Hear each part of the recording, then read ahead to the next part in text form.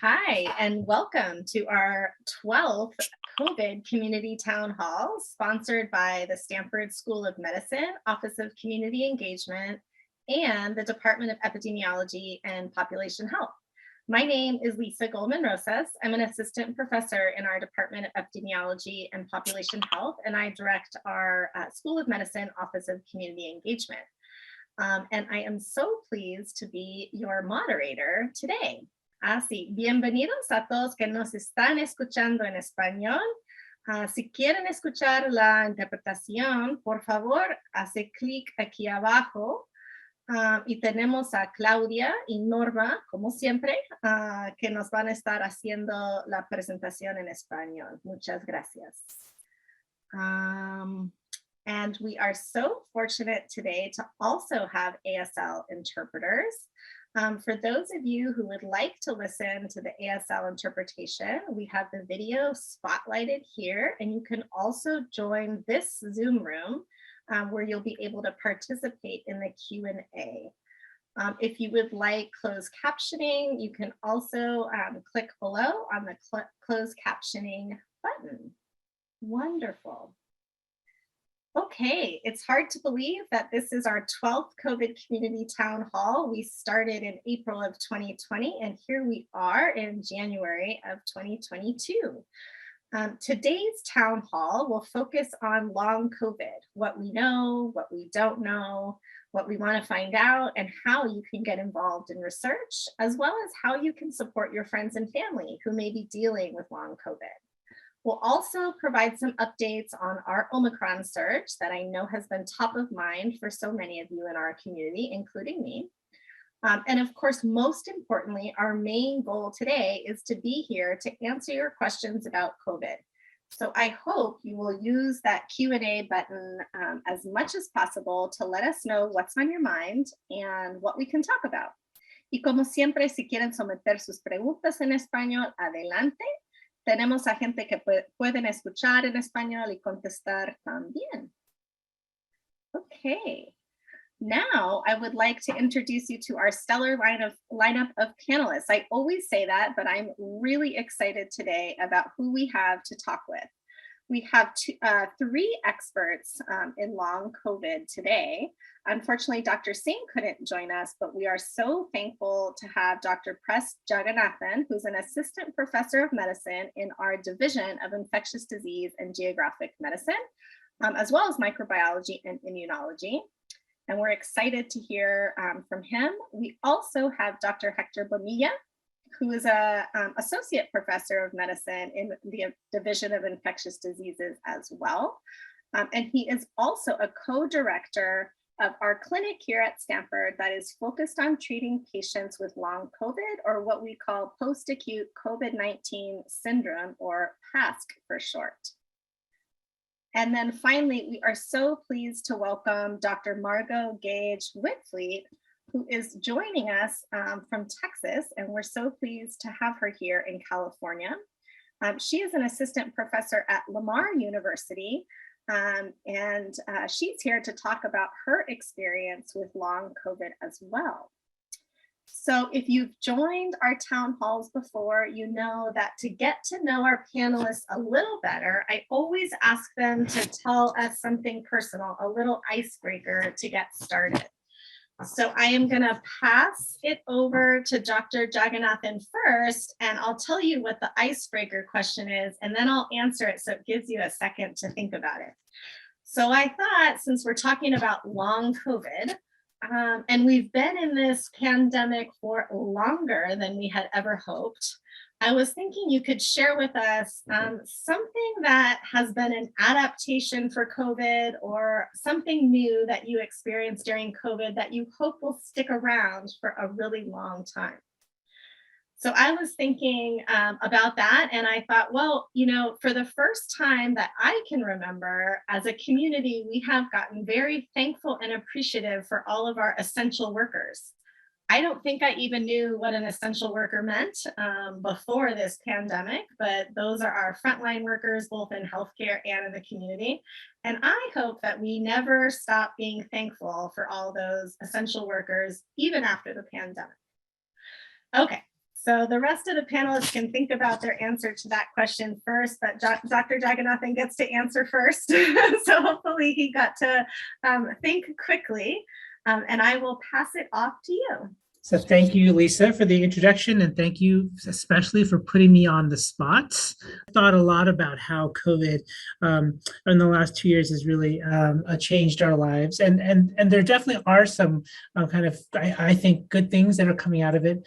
I don't know if any of you are involved with scouting, but I became the scout master for my two sons' Cub Scout pack during the pandemic, and before the pandemic, we would have our meetings indoors. It'd always be these rowdy, elementary school kids running around causing havoc.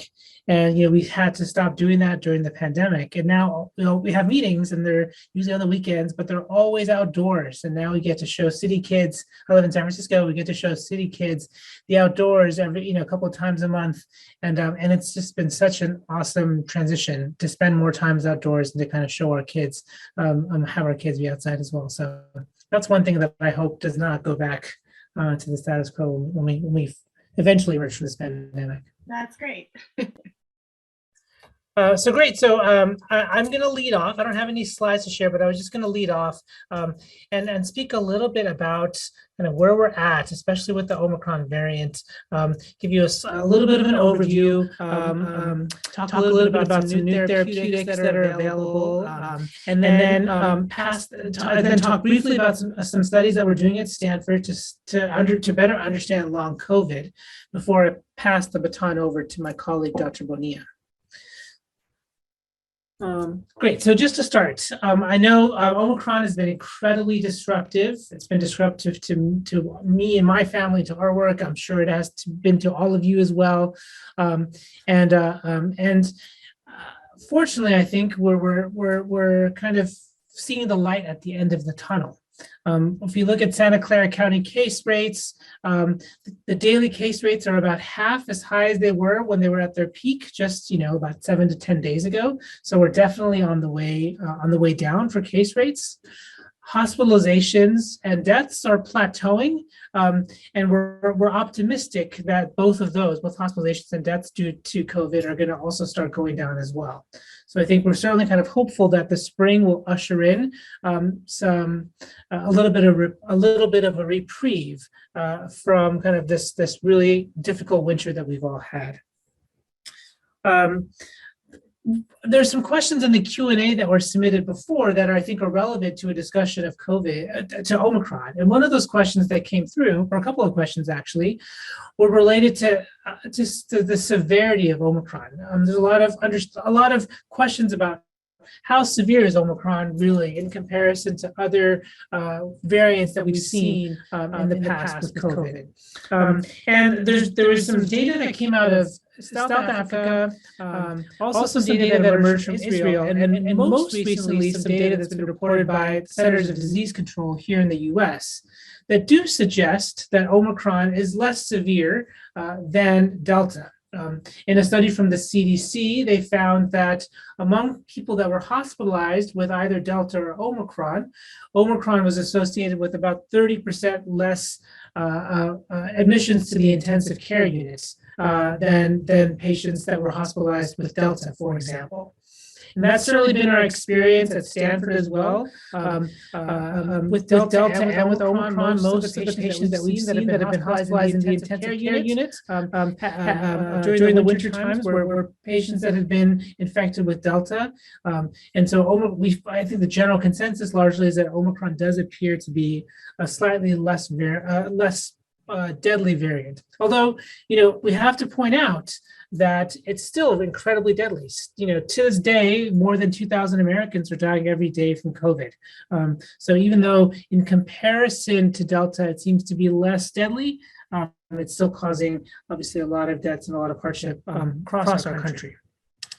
The important point to remember is that it seems to be much less severe, especially for those individuals who've been vaccinated. And even in the CDC study, there's good reason to believe that the reason why Omicron seems to be less severe than Delta is in part due to the fact that there's more vaccination. More people have been vaccinated over the last 6 months. More people have been boosted over the last 6 months. And that reduction in severity, I think in large part is related to individuals being vaccinated. And even if we look at cases from Santa Clara County, there's about a 5-fold reduction in the number of individuals in cases that have been reported amongst vaccinated individuals than in unvaccinated individuals. So we think both cases, hospitalizations and deaths, are more severe if you've been unvaccinated from COVID. In terms of another question that was raised in the Q&A was a question about immunity. What do we know about the immunity that you're going to get after Omicron, especially for those of you that have or know others that have been infected with Omicron? How immune will you be to protect you against the next variant, for example? The short answer is we don't know. I, like many of us at Stanford and across the country and the world, study immunity to COVID, and I think we've been humbled by this virus over the last 2.5 years. I think it's taught us a lot about the human immune response to infections and viruses, but I still think that we still are surprised oftentimes when new data emerges. And Omicron is still relative; it's still quite new, and so I think to understand kind of how protected we'll be is still kind of an open question. But what we do know, I think generally, is that a vaccination provides a really good source of immunity. And receiving a booster with an mRNA vaccination especially seems to be very protective against the consequences of COVID. And that's true with Delta, that's true with Omicron, and that'll be true with the next variant that we're invariably going to see. So just kind of continue to argue and to push for those that haven't yet been vaccinated or boosted to really consider that, because I think that is our best armament to date to really protect us from falling severely ill with this virus. There is some speculation. I'll provide a little bit of speculation here because I know that some of you probably are thinking about this a lot more. And there's a lot of stuff out there on social media, for example. Some of the earlier data, for example, from the earlier coronavirus wave suggested that individuals who had experienced more severe disease or who are sicker with COVID might have more long-lasting immunity than those individuals with less severe disease. And so I think one of the questions in the Q&A was, would that be true that if Omicron is less severe than Delta or the other variants, was the immunity going to be as good as immunity against other variants, for example? And again, it's a question that we don't know the answer to yet, and I think it's somewhat muddied by the fact that so many of us are getting vaccinated and getting that additional immunity as well. The next aspect I want to talk about is really to highlight the fact that in addition to vaccines, we now have a new set of tools that we didn't have before. It's very exciting, kind of the space that we're getting into now and over the next few months. There's been several new therapeutics that have been developed and now authorized by the Federal Drug Administration to treat people for COVID before they become really sick. I know you've probably been aware of therapies called monoclonal antibodies. Those have been available for some time now. One of those monoclonal antibodies, for example, that was made by the company Regeneron, has been used widely across the country. But there's other monoclonal antibodies that have been developed, including a monoclonal antibody from a company called GlaxoSmithKline. And those monoclonal antibodies are very effective at reducing the risk that you'll get hospitalized if you become infected with COVID. Now, there's been a little bit of a change, though, to our guidance around therapeutics, especially these monoclonal antibodies. Some of the older antibodies, for example, the antibody that's made by the company Regeneron, don't appear to be active against Omicron. And so the FDA just a couple of days ago said, we don't authorize the continued use of this particular antibody against Omicron. So you might have seen that news that the Regeneron monoclonal antibody is no longer available, no longer being provided by the federal government to treat people with COVID before they become sick. However, other antibodies, for example, the antibody made by GlaxoSmithKline, appear to retain their activity against Omicron. So those can still be utilized. The main problem with them right now is that they're difficult those antibodies, monoclonal antibodies, are difficult to obtain. So it can be difficult to find a place where you can receive an infusion. But the good news is that it's not just monoclonal antibodies anymore that can be used as treatments. Now we have a whole different class of medications, oral medications that can be taken, similar to, for example, oral medications that one might take for influenza. And the one that I think that we're most excited about, it was made by a company called Pfizer. It's a drug called Paxlovid. And that drug, Paxlovid, is made of 2 pills. And in a clinical trial, it was shown to reduce the risk of hospitalization by 89% in individuals who were infected with COVID. An incredibly exciting result, and I think one that we're really excited about, trying to get increasing access of our patients to that medication if they become infected. There's some issues with Paxlovid. One of the issues is that there are some interactions with other medications. So if you do get COVID, or you know that someone that gets COVID that might need access to this medication, they should talk with their physician to make sure that they're not taking any other medications that could interfere with how Paxlovid works, for example. The other thing also for Paxlovid is that it's really meant to target individuals who are at high risk of getting sick from COVID.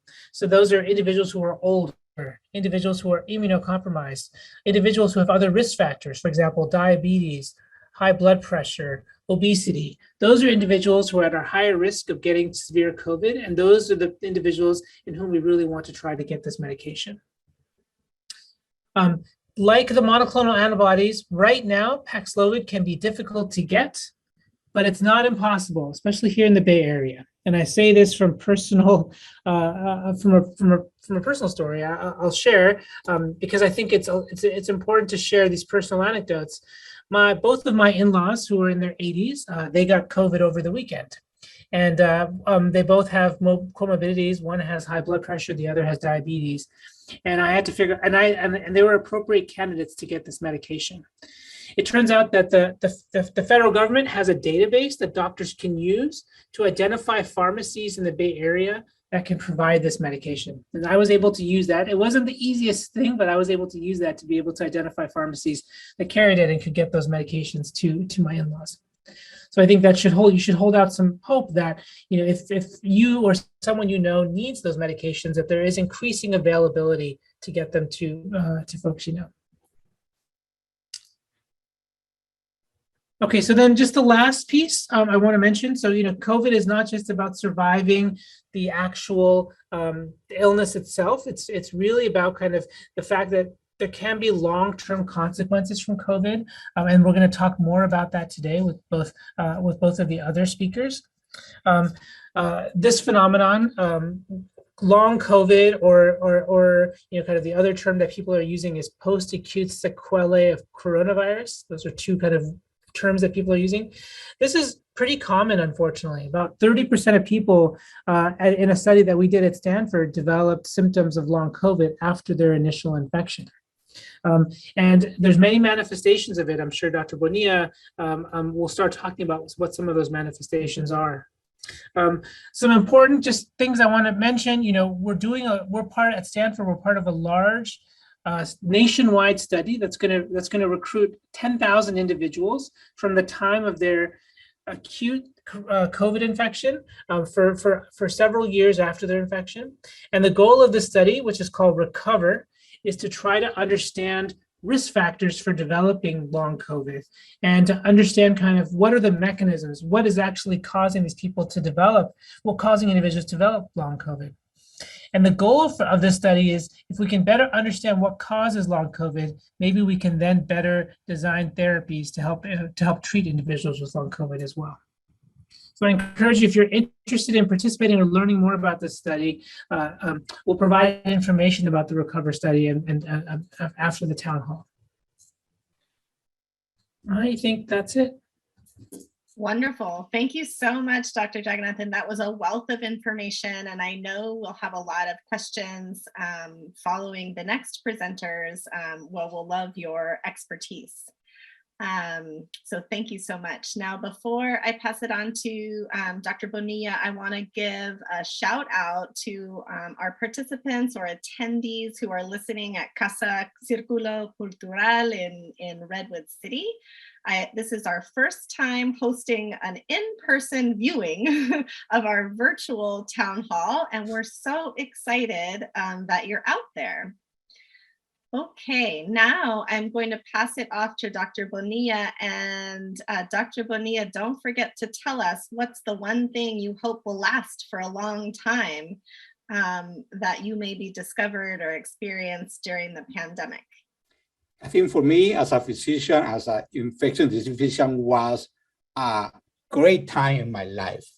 I don't have opportunity in my life to live this kind of experience or live in a pandemic like a COVID. So for me, it was excited when Dr. Singh invited me to be part of this group.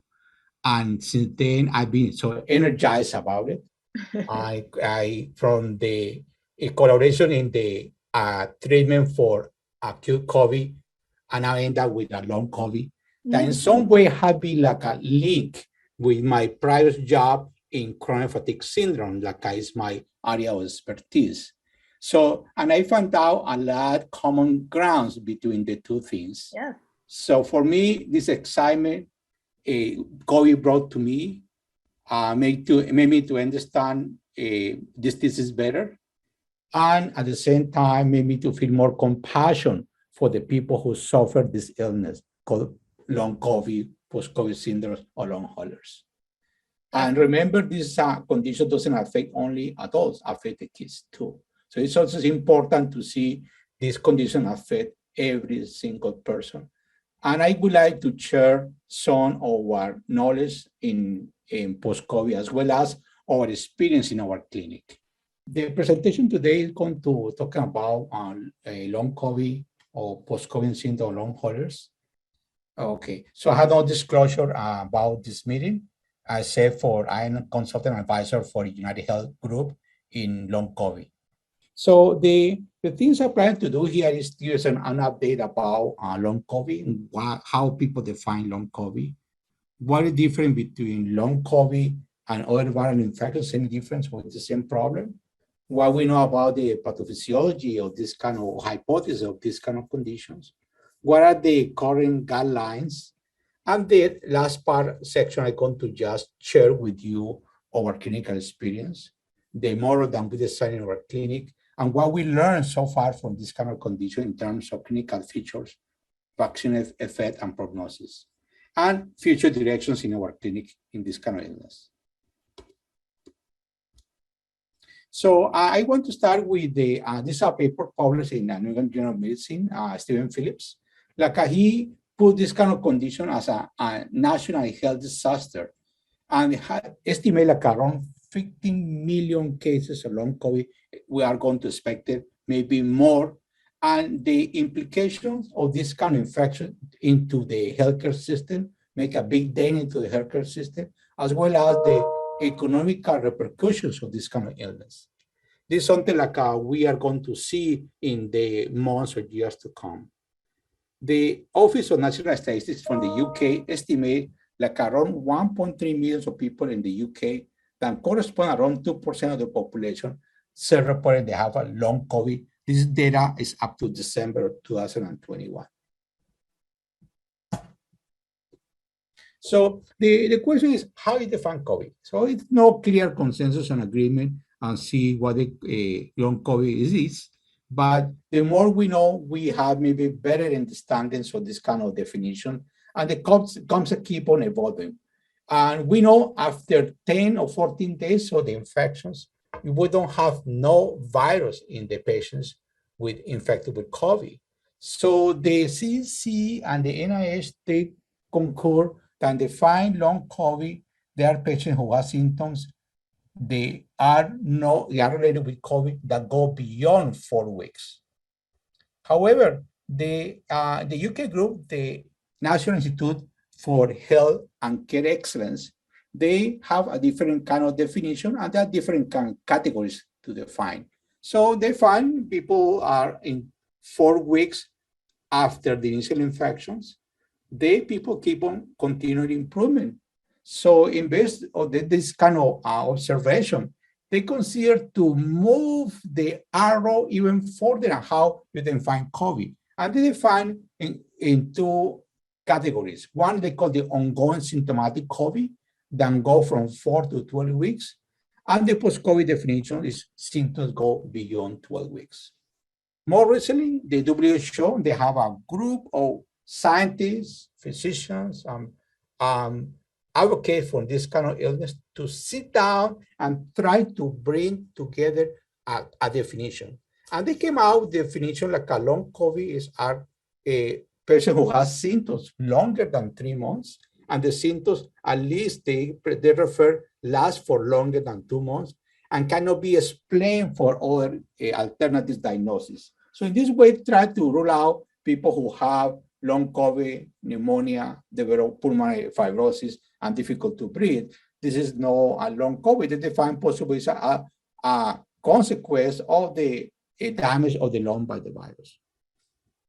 But when you see the people with a long COVID, the condition they present, have many phases. We see people present with fatigue. The fatigue could be severe, incapacitated, associated with a muscular weakness, jaw pain, dyspnea, cough, persistent oxygen requirements. Some people present with anxiety, depression, sleep disorders, PTSD, and something very kind of common described from those patients is the brain fog or cognitive function. They are not able to focus, concentrate, memory, process information.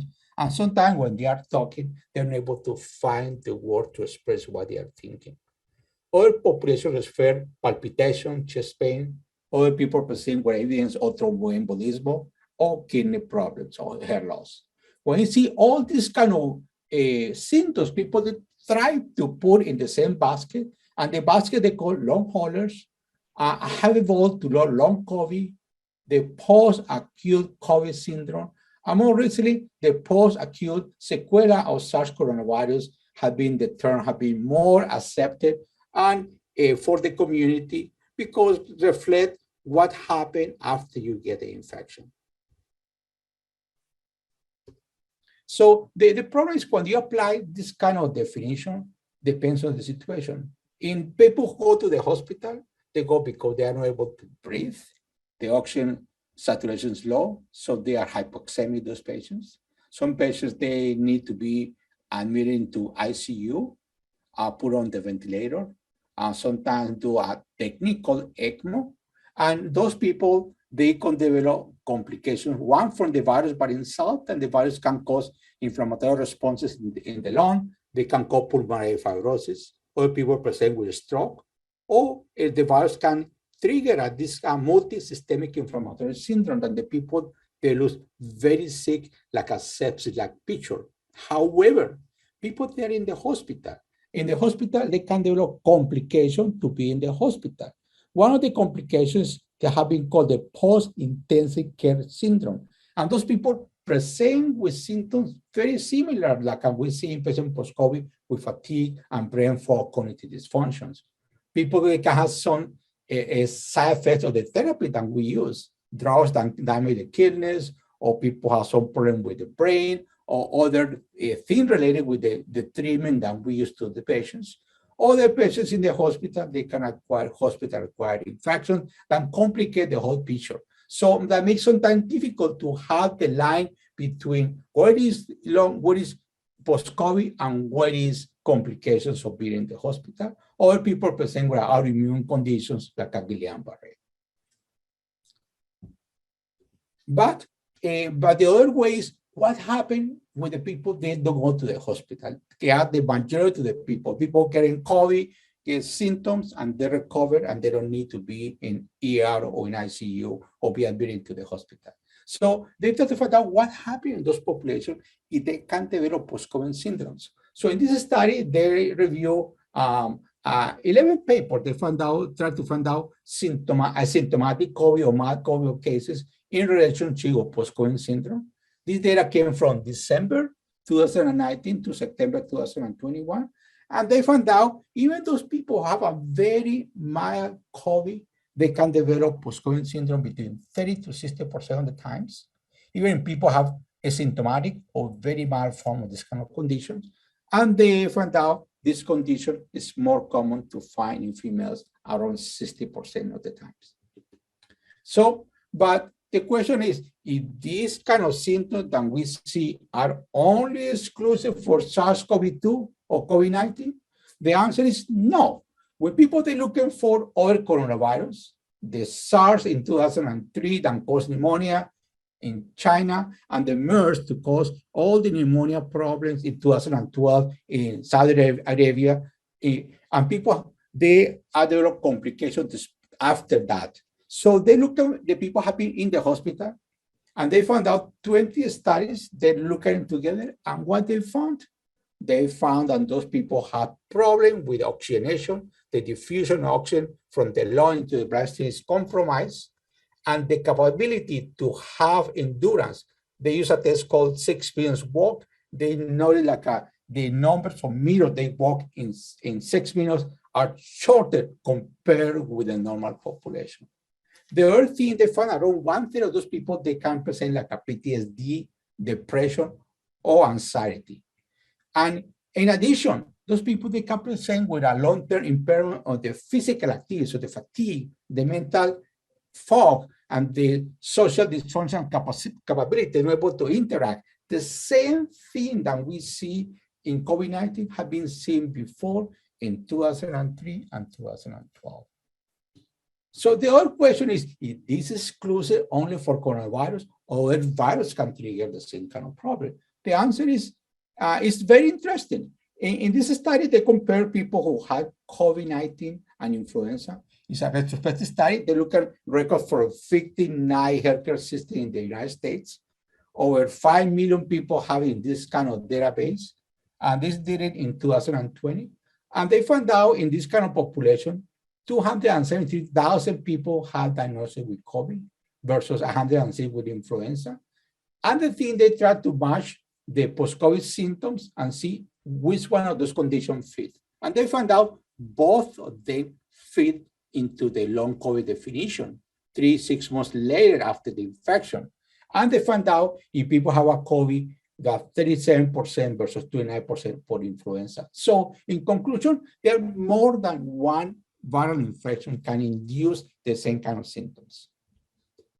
So the question is, why? Why this happened to this patient, this kind of symptoms? The answer is, we don't know. So we think our activation of the immune system have been proposed, the T cells, the B cells, the cytokines, antibody responses. Still the dynamic is still very confused. Hopefully, maybe in the next few months, we're able to get more information about it. Other people post today, maybe there are some pieces of the virus in the body, and those ones that trigger all these kind of things, and we're not able to detect by the routine labs. Other people say, maybe genetic factors. Here in the United States, we know the African-American population and Hispanic have been affected more. Possibly related genetic factor, or related because the socio-economic problem that we have in this country. The other thing have been proposed is in the little vessels, the vascular vessels have been damaged, or the walls of the vessel, the endothelium, and they can lead into a formation of clot, or the people develop some autoantibodies that, and instead to protect us, start attacking us. And then we have all these kind of symptoms that the people present. And the other thing have been demonstrated is possible the mitochondria. Mitochondria is like your engine, your battery there, and something happened with the mitochondria in those patients. And they have been demonstrated in chronic fatigue people as well in patients with acute COVID, the mitochondrial dysfunction. So this study from Singapore is they're looking at people with a COVID, they follow up for 6 months. The plan is a year, but they have the data in 6 months, and they found out regardless of the people have a mild, moderate, or severe COVID, 6 months after, still persistent inflammation in those patients based on elevation of their proteins called cytokines. So in this study, they have 120 patients that include 24 healthy controls, and they have a follow-up for 180 days, and they found out 11% of the people has persistent symptoms. So we can call them, they have a long COVID. And from those patients, they found out they are older than 65, they have more severe disease, and they are not Chinese origin, this kind of population.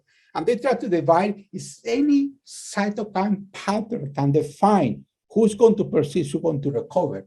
And they found the people who persist, there are two cytokines. They call the monocyte actin protein 1, and the other one, the platelet growth factor BB. So people have this kind of markers they have associated with persistence.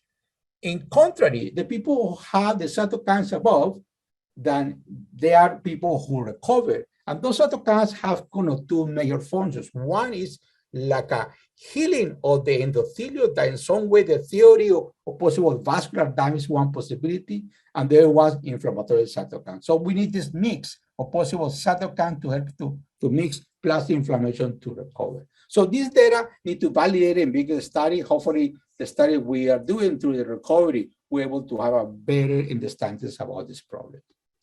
But the question is, okay, what we can do for those patients? So we don't know, but I think it's important to know our goal is try to make the people quality of life better, maybe treat the symptoms. It's important to tell the patients, we are learning, we don't know yet, but we try to support them that we believe the symptoms they have, they are real.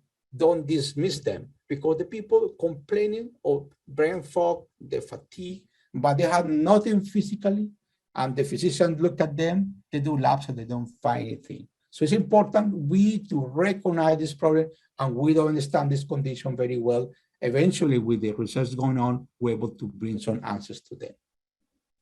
So important, do not dismiss this patient. Please support them, and we need to learn. The important to know, like in people with the post-COVID, doesn't mean you have to have severe or mild disease. In people with even mild disease, they can develop this kind of problem. Or people, the symptoms can change over the time. Some days are better, some days are worse, and sometimes be constant. So this kind of fluctuation in the symptoms can happen in those patients. And it's important to know, at least in people who have respiratory symptoms, to have at least a chest X-ray to look at the lung if we see something that most of the time we don't see. Maybe other techniques like a CT or the chest can give you more information about it. So there's another groups, the APPRMR. So this group tried to set us some consensus or guidance how to assess those patients and treat from acute or post-COVID syndromes. But it's important you have to be individualized. No, every patient is the same thing. It's important to tell about method how to conserve energy. People call pace activity. Don't overdo things physically, mentally, or stress can lead into exacerbation of symptoms. It's important to maybe do some dietary changes, may help to control this kind of inflammatory process that we see. And it's important to have a collaboration or cooperation with many of our colleagues in different fields, try to help us to understand this phenomenon. So, but important things to know, this is a study done for the UK, around 27,000 patients, part of the coronavirus infection survey study, that include people who had tested positive for COVID by PCR, compared with control people who have a negative COVID. And they follow up between April to August 2021. They look at around 12 symptoms in the last 7 days, and then compare about what happened over the time. And they found out in the 4 weeks after the infections, 11% of the people remain with symptoms. And then at 12 weeks later, so 3 months later, declined by 3%. So many of those conditions, they can improve over the time. But we found out it's important to give some support to those patients. So what we have here in Stanford. In Stanford, we debated how we're going to do the clinic, how we're going to organize, we're going to do, get some funding. But we decided to create a clinic, we're able to see those people and evaluate them, and try after the evaluation, try to guide them in a right direction to different kind of groups. The people come referral from even for internal from Stanford or external, the people need to have a criteria for our clinic. They are more than 4 weeks symptoms approved of COVID infections, even by PCR, antigen, or antibody before the vaccination. And as what specialists are evaluated, so there's a communication with the primary care physicians about the patient's conditions. And we are trying to link those patients into research. So we're going to present the data for 100 patients that we see so far in the clinic. More, at this moment, we have like a close to 150, but they are the first 100 patients that we see, and we try to see what we have. So criteria that we use, as I mentioned before, for more than 4 weeks with symptoms, COVID test positive by PCR, antigen, or antibody before vaccination, and then we assess those patients assessment. We have around 29 most common symptoms that have been reported. And then we graded every symptom in a scale 1 to 5, where 1 is going to be very mild and 5 very severe. And we look at the risk factor associated with severity of COVID or post-COVID infections, the functional status in 1 to 5, and in the clinic looking for evidence of autonomic dysfunction by doing orthostatic in those patients. So we have some like a basic labs, CBC, the CMP, CRP, the dimers, ferritin, and others. And in depends on the situation, we can consider maybe to do an additional test. So what we found? Let's start with the top. We found out 63% of the population we see in the clinics are female. So again, what other people said, people with a post-COVID syndrome affect more female than male. Almost 2/3 of the whole population in our clinics are females. The other thing we started looking for, the racial group. So initially it was a surprise what we see. One, we found out majority, almost half of 50% of the population are Caucasian population. Compared with the Latins or Hispanics, it's close to maybe around 18 to 20%. The question is, why this happened? Possible is no clear representation what's happening in the community, because maybe access to Stanford, many people go to different community hospitals, and we don't know exactly what the real prevalence of the post-COVID syndrome in Hispanics. And this data need to be addressed or studied, try to figure out what is problem here. Because for us, doesn't make too much sense. The other thing interesting is the age distribution. What any particular age group have been affected more? Yes, we found out in the patient between 30 to 40 and 50 to 60, they have 2 peaks of patients who have a post-COVID syndromes. So the other important things was who were those patients, where they came from. We found out 84% of the patients were not being admitted to the hospital. So it means people have most likely mild to moderate COVID. So surprise to us, because we don't see not too many people being in ICU. We have a single patient so far being in ICU. The other people have been in the hospital for treatment with steroids or the treatment that we see in inpatient population. The other thing we try to look is who are they in terms of health status. So we found out 35% of the people have no single comorbidity. Very healthy people. 65 have some comorbidity, but majority of the comorbidity were very mild, something like that. Do not interfere with the life before COVID. So COVID changed the life. When you're looking for the comorbidity, then we see in those populations the 3 major players were BMI more than 30, obesity 32%, hypertension 90%, and chronic lung disease 12. That includes most of them, they are people with a mild asthma. Sometimes they need treatment, sometimes they are taking any inhalers to control the problem. So the other thing is the duration of the symptom. We see people in the clinic from 1 month to people with 21 months after the initial infection. So symptoms can persist for long term in those patients. But majority of the people that we see in the clinic is around 9 to 10 months from the illness. The question is how much this illness has been impacted those people. So we use a functional status scale. They call it stage 1, no symptoms. Stage 2, people have some symptoms, but they are able to do almost everything. Stage 3 are people who have symptoms, and sometimes they can avoid some activities because the symptoms interfere with their life. 4 is people struggle with every single thing they do, and 5 are people completely dead. So we found out around 81% of the patients refer at any kind of disruption in their lives, in their daily lives.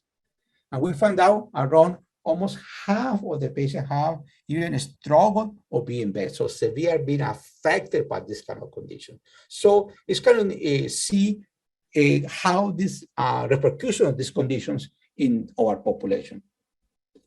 So when we look for the symptoms, majority here to the left, people have been reported fatigue, the brain fog, the smelling problems, and headaches, memory loss. These are the most common symptoms.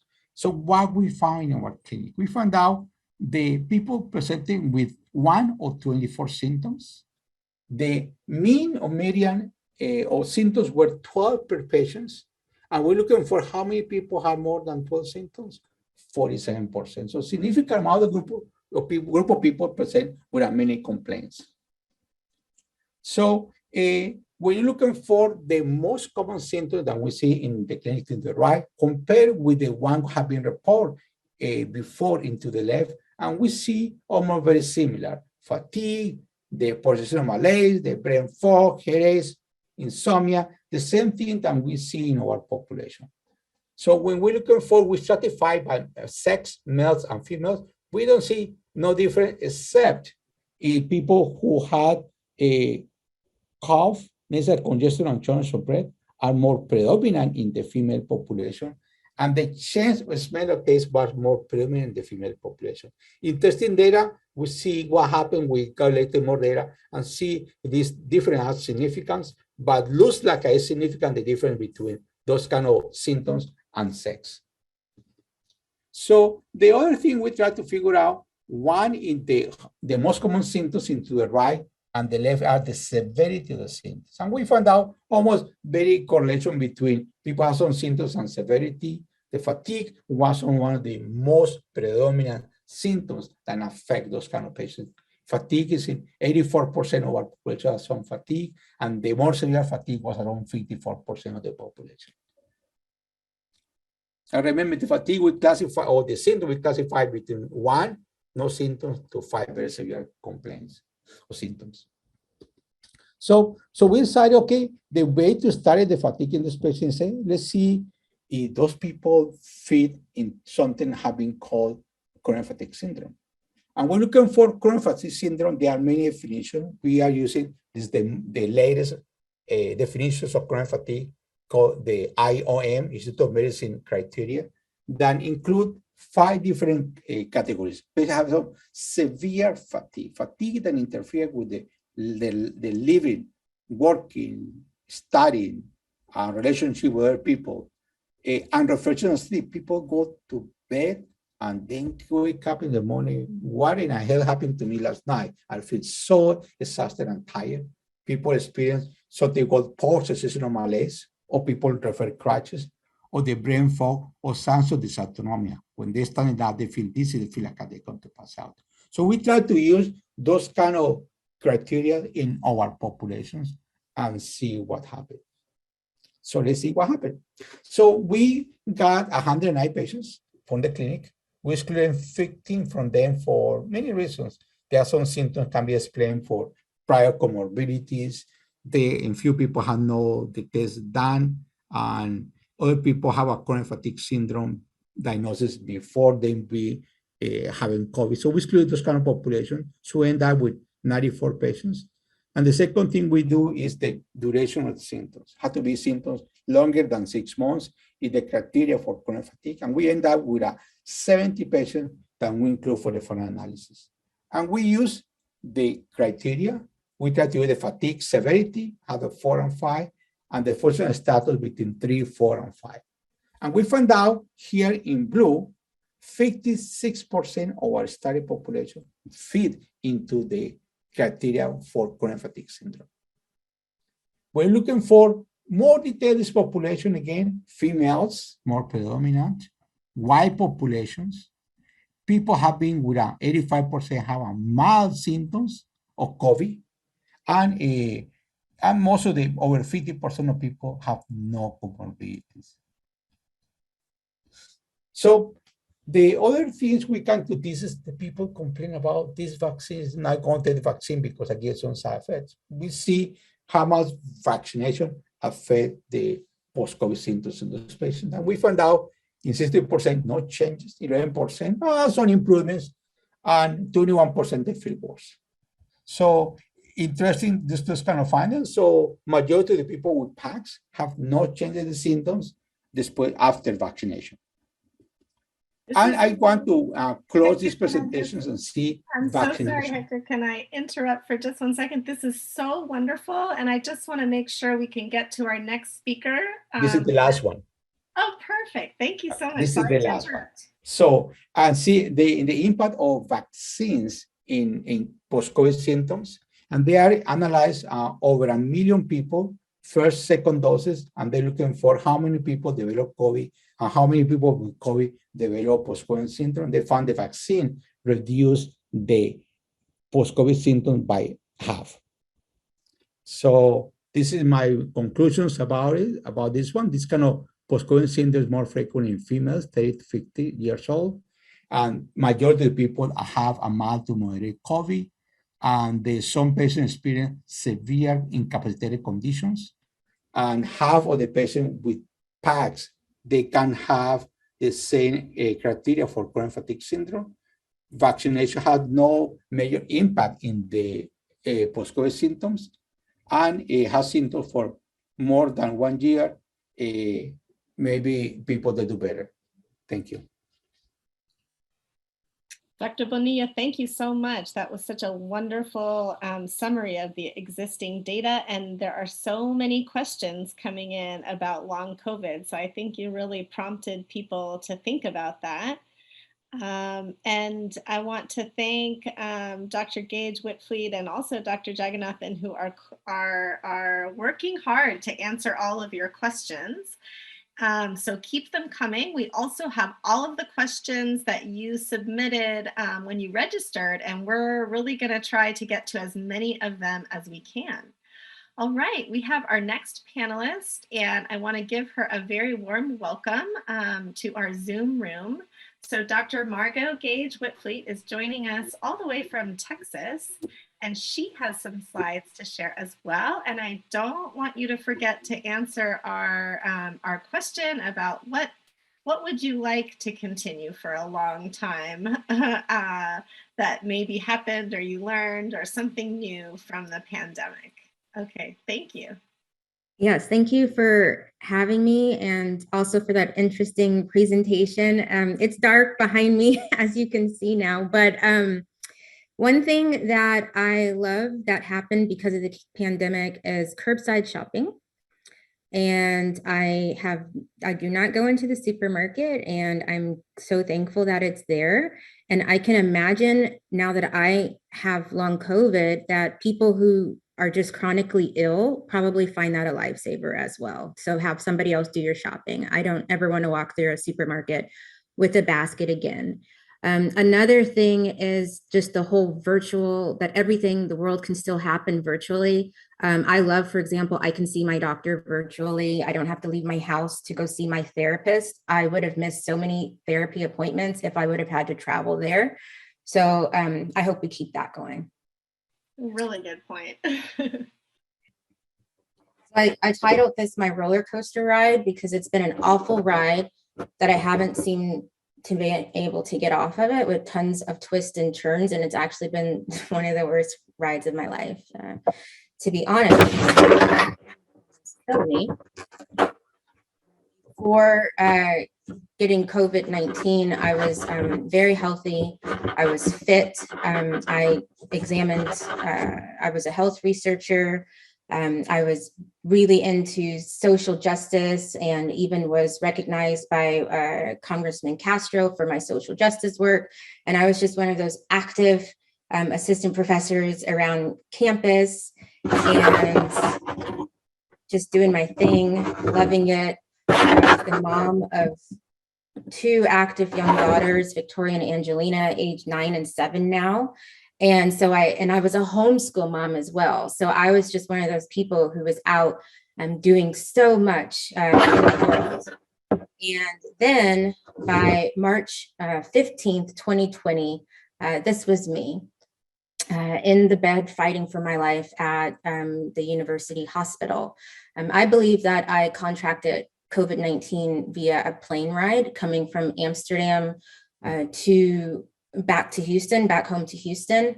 And I was filming myself. I have my video diary on YouTube, and the conversation picked my video diary up, and that got a ton of views. And I was just having fun as somebody who's a social epidemiologist. And I was like, oh, the odds of a social epidemiologist traveling during this sickness. It wasn't called a pandemic yet, but during COVID-19. And I was thinking that this is something that I could show my students and let it be a learning lesson. But little did I know I was chronicling my own trauma of what was going to happen to me. And so then I woke up. At first it started out like a flu. And I thought I just had the flu or something, because what we knew then was COVID-19 happened to older people, so, and I was fit and healthy. That's what we said. And you had to have a fever. That's what everybody thought. And I didn't have a fever. So first it started off like a heavy flu. And then it felt on March 14th or March 15th, it felt like an elephant had sat on my chest. And then after that, I started rapidly declining. And I wrote an article about that also for the conversation that also got a lot of reads, because I was one of the first people in Texas to speak out about my symptoms lasting longer than just a few weeks, like what was being reported. And I did that because I belonged to a COVID-19 group. And I kept seeing these posts of women who were so upset and were just spilling their heart out about doctors not believing their symptoms. And this was happening over and over and over again to mostly women. And so that's when I decided to speak up, because it was happening to all women, but in particular, women of color were getting the police called on them, and we were being drug tested. So it was just one big mess 2 years ago. Not like it is today. By April 30th, I was in the hospital because I had a seizure.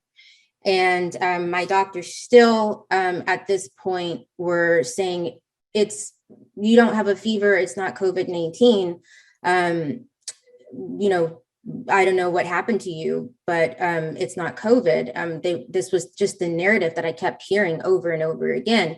And then like a few weeks later, it came out that seizures can accompany COVID-19. So a lot of things that were happening to me every time I was seeing my doctor, or the different doctors that I saw, they just wouldn't believe what I said. And when I came in with respiratory problems with my oxygen levels, sometimes dropping in the low 60s, they thought that I was having blood clots. And a nurse said to me, you're having blood clots. I've done this for, so many years. That's what you have.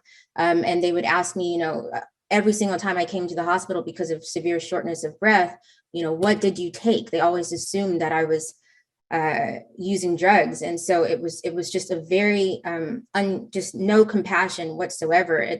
It took quite a bit before doctors and nurses would treat me with compassion. It just didn't happen directly. And so after my seizure, all I could do was sit in a dark room. I couldn't read, I couldn't write. And, I have my little children around me, and I had a lot of neurological symptoms. And what they didn't know is that they were my lifesavers. My oldest daughter would read to me, and I could stand that for small periods of times. And I would color with my youngest daughter, and that consisted of my day. And being a homeschool mom, I couldn't teach my children anymore. So one of the biggest things besides curbside shopping is that my children had the opportunity to go to virtual school. So that helped my family, and I'm sure a lot of other families who suffered from long COVID or any other type of chronic disease, that they didn't have to send their children to school. Unfortunately, where I live in Texas, that option was taken away from us. They wanted all the children back into the school system. So we had to be creative this year to finish their learning.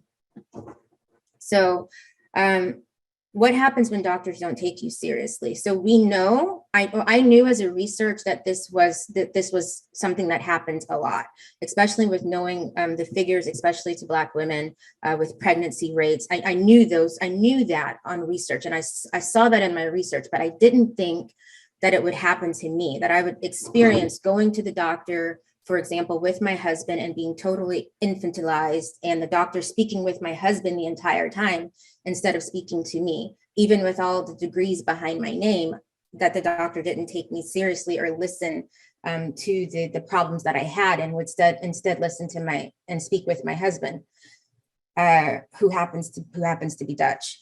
So that really disturbed me, and that it wasn't what I read in the research papers came to life, that experience. So one of the things that COVID did, which was awesome. It's terrible that it happens, but it's awesome that it did happen, is that it shed a light on bias in healthcare, because this happens a lot. And people have been talking about it a lot. People in the ME community, people who experience chronic fatigue and chronic pain, and especially women and women of color have been talking about this for decades, that they're not being taken seriously and being gaslighted by their health professionals. And so that is just a great thing that has happened. Unfortunately, it is still happening today.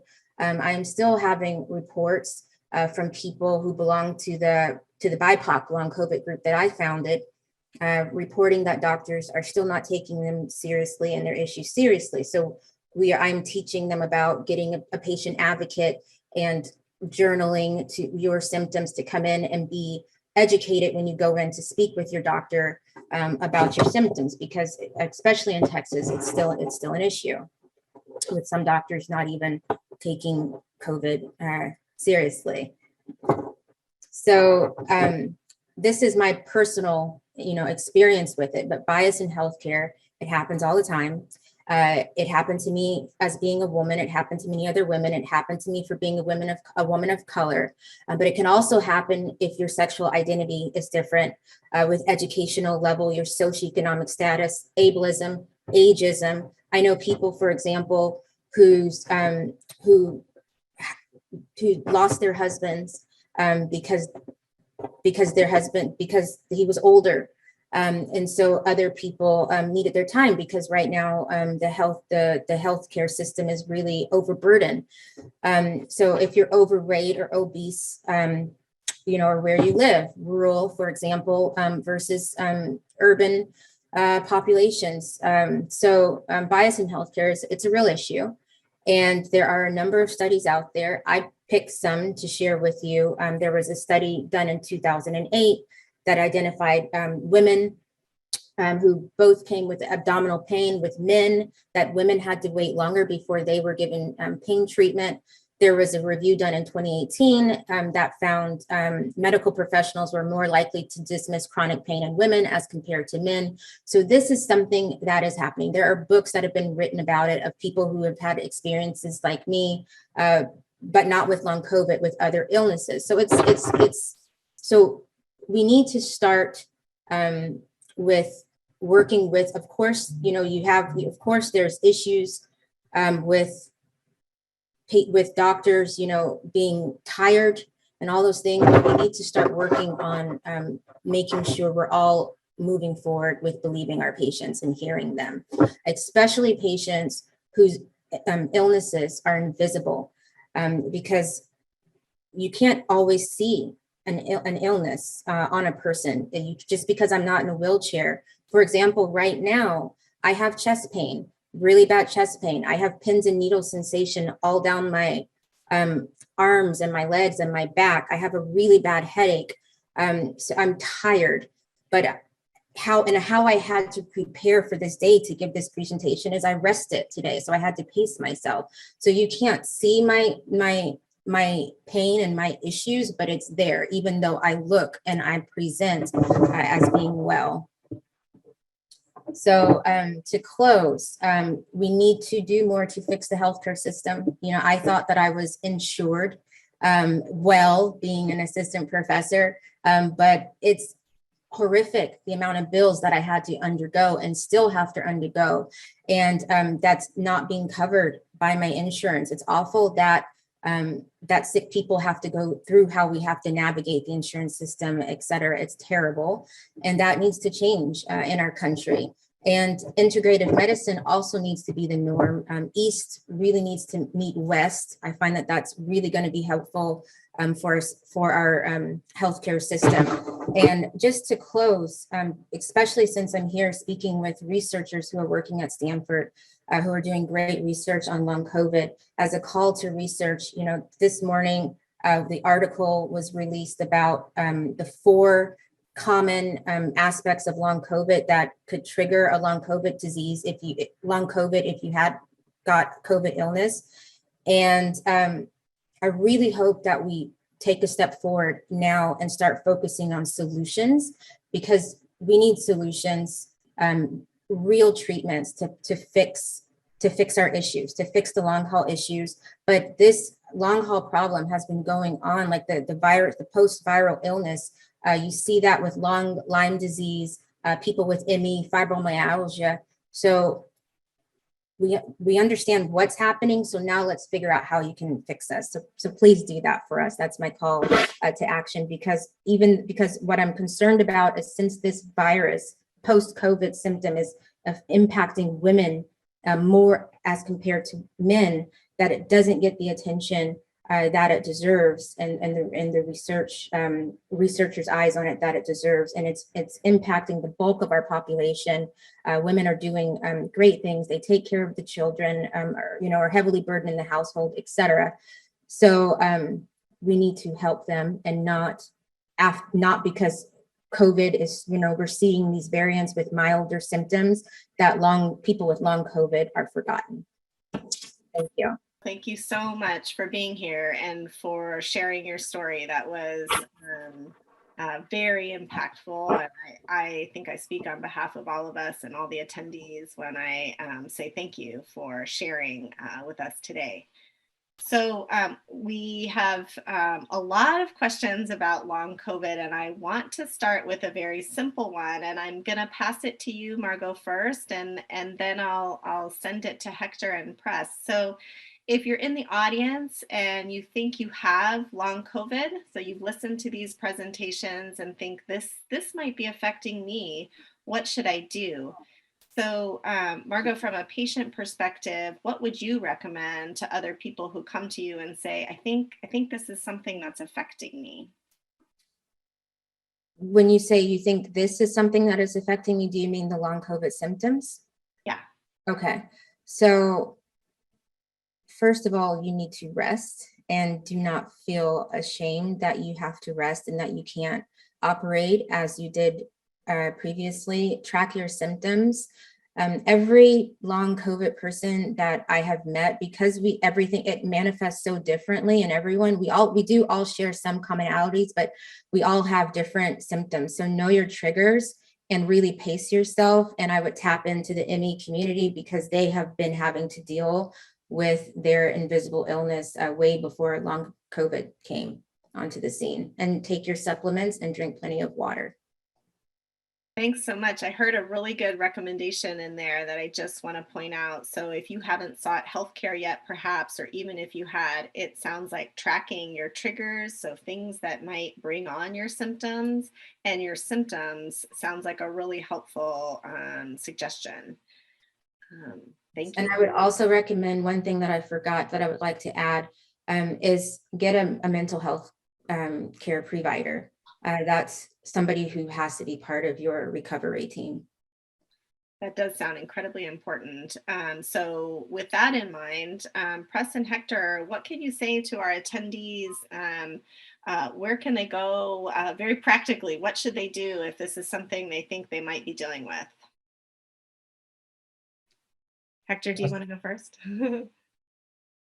Okay, so one of the most common symptoms that we see in people post-COVID is fatigue. I try to tell my patients like having a car with a gas tank. The problem with your gas tank is 2 gallons, not 20 gallons. So you can do some things, but you have to look at your gas tank. The other thing is important, your gas tank, you can spend it by doing physical activity, by heart overstimulation, or stressful situations. So have to be aware about it. It's important if you identify your fatigue start getting worse, you have to go to the gas station, try to rest.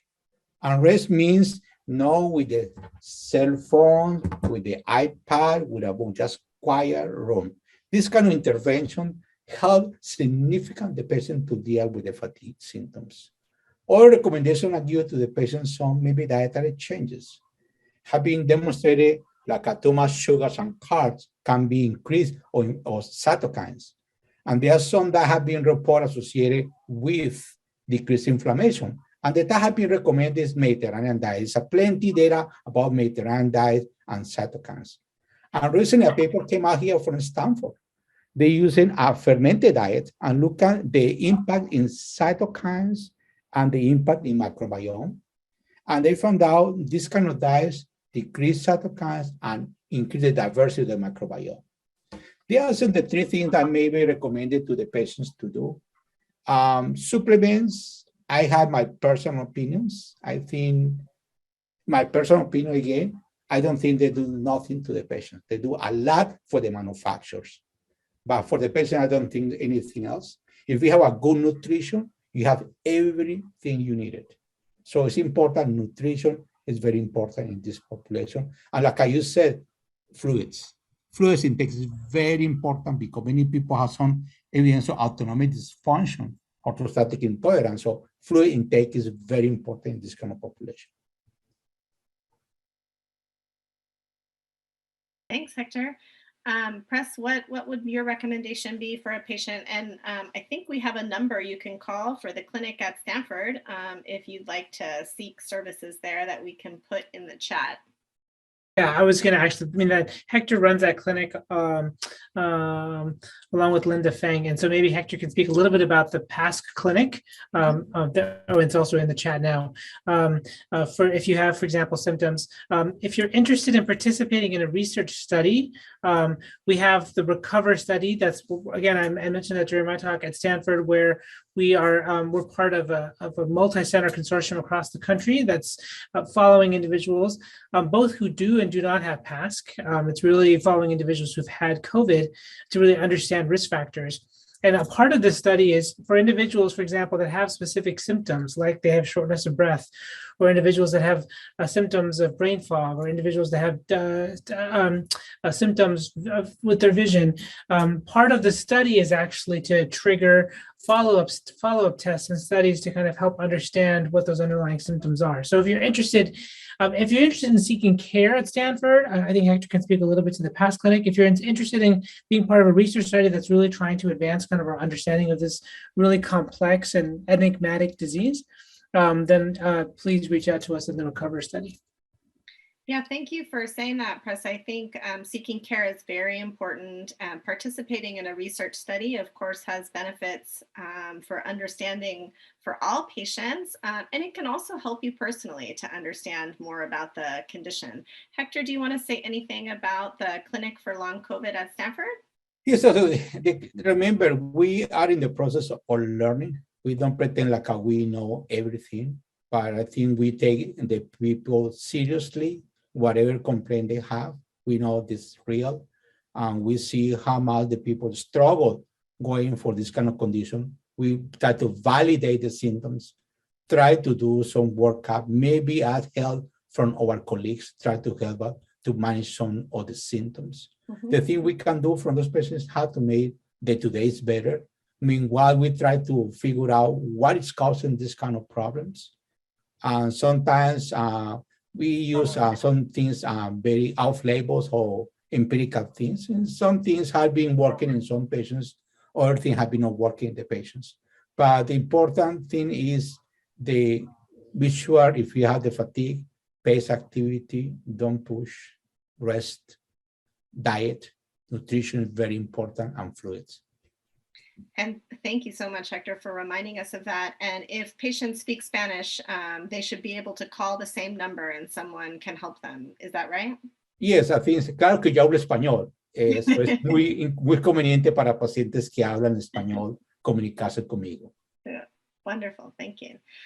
So we have some questions about how long you're infectious with COVID. And also, and I know that Dr. Jagannathan has answered some of those questions, but I think it would be good for us to talk about them here. So there's some questions about, are you infectious when you have long COVID?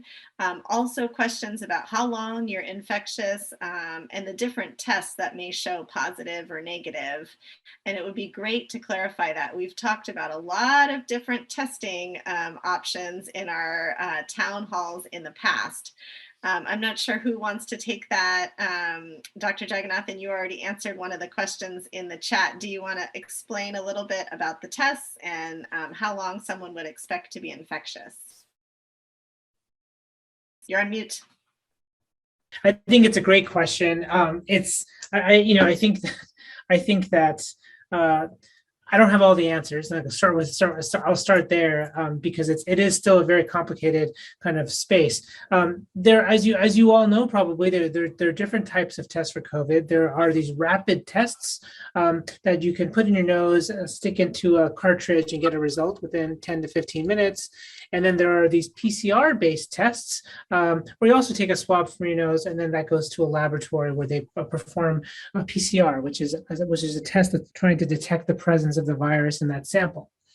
Now, with both of these tests, I think they have different trade-offs. For the test that you do at home, the antigen test that you do at home, for example, they're very accurate, but the problem is that they are not very good at detecting low levels of virus. With the PCR-based tests, the ones that you send off to a lab, those tests are very good at detecting virus, and they can detect it at very low levels. But the problem is that they actually detect fragments of the virus. So those PCR-based tests can stay positive for much longer, even though you might not be, for example, infectious, because they could just be detecting dead virus or particles of the virus, parts of the virus that actually aren't easily transmitted to others. So, I think one of the things that we're realizing is that some people with COVID can test positive for these tests for just a few days. Others can test positive for COVID for a much longer period of time. But what we do know is that the period where you're most infectious, for the vast majority of people, the period that you're most infectious is the first few days before you have symptoms and for the first few days after you have symptoms.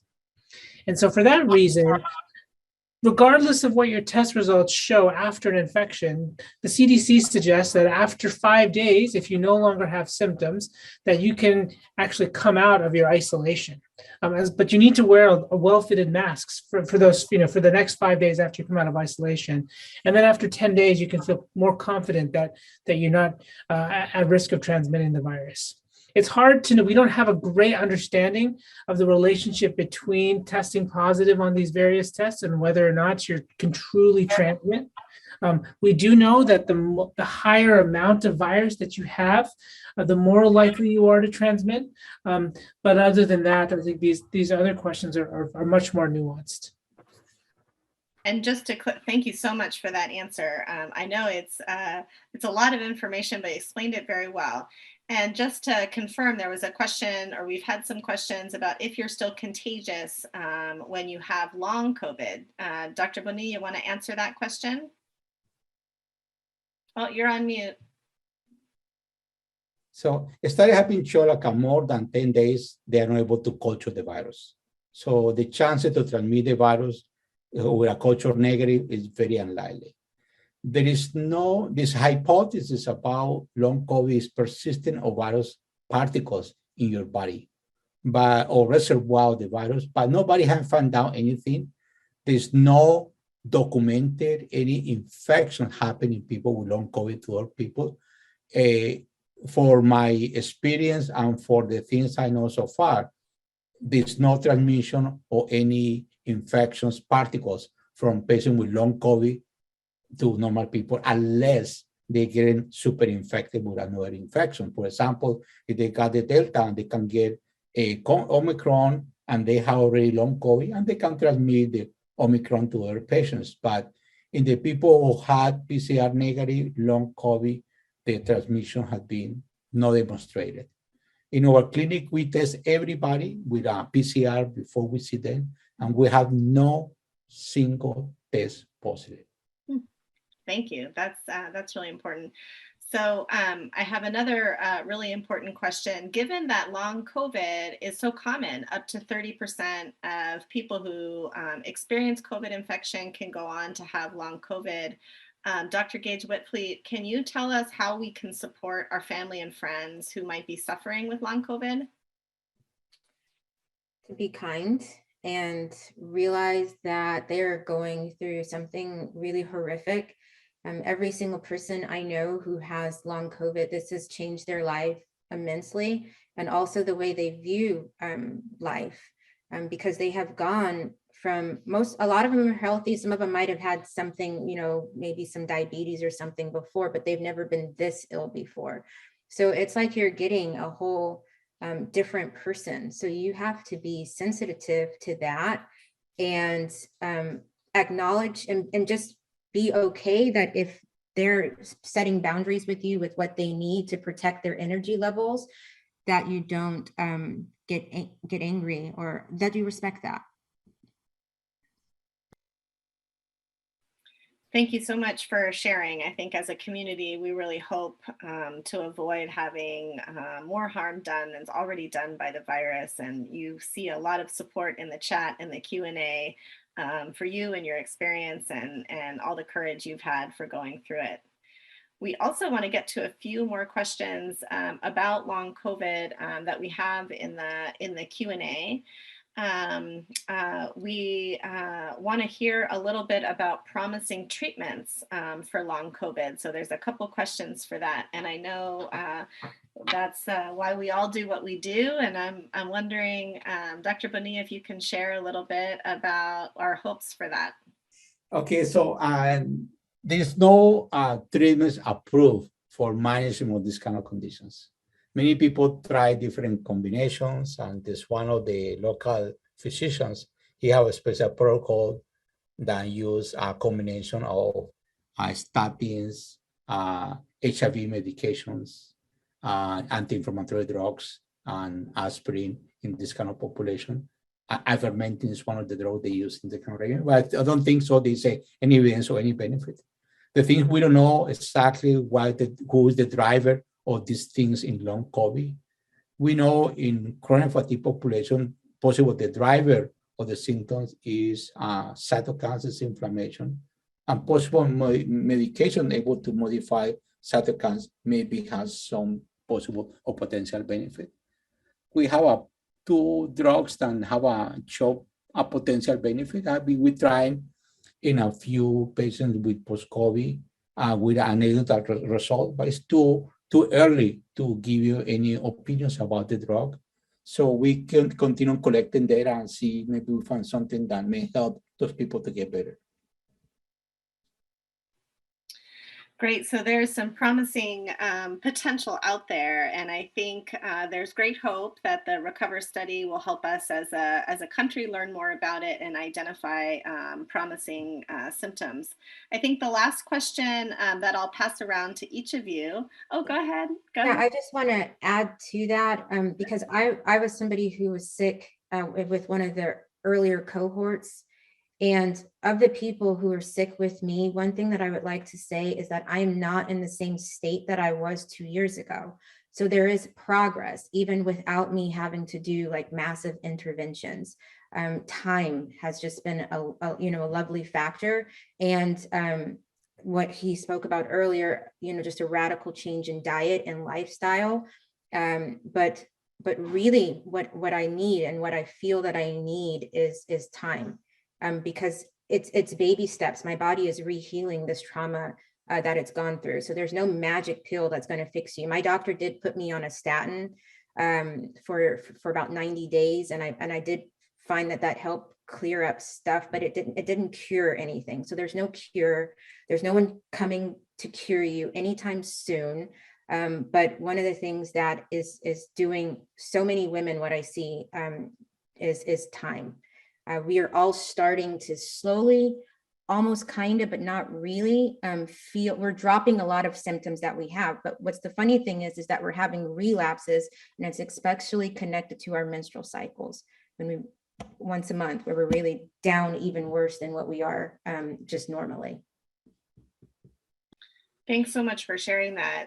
The last question I was going to ask for each of you is what we can do as a society to raise awareness about this condition, encourage more research, and support more patients who might be suffering from it. I'm thinking about what Dr. Gage Witvliet said, that oftentimes it's invisible and you can look fine, but you are suffering from this. So Press, maybe I'll ask you first. What do you think we could do as a society to help to address the long COVID and raise awareness? Yeah, I think it's a great question. I'm of the panelists here, I'm probably least well equipped to kind of to answer that. I would just echo kind of the point that, I think we should not be dismissive. We continue to kind of listen to folks that speak eloquently about this condition, like Dr. Gage Witvliet and others, who can teach us a lot about what it's like to have this, and to kind of to support our friends, colleagues, or ourselves, if we experience these symptoms. As a researcher here at Stanford, I think, we and others want to get to the bottom of what causes this, to help us figure out how to treat it. And I think if you're compelled to join or to kind of help someone that to kind of join a research study, I think it can really help us kind of get to these answers sooner rather than later. Wonderful. Dr. Bonilla? I think I want to be put in the shoes of my patients. I think the important things I want to know is people recognize what I suffer is real, and we don't have the tools to clarify these things. We know there are some possible evidence on abnormalities. So until we find out a clear answers, it's very important to respect the patients, treat them with dignity, and acknowledge they are going through different times. And we as a physician, our job is try to support them until we are able to help them. The first thing we need to do is do not harm them, acknowledge them, and protect them.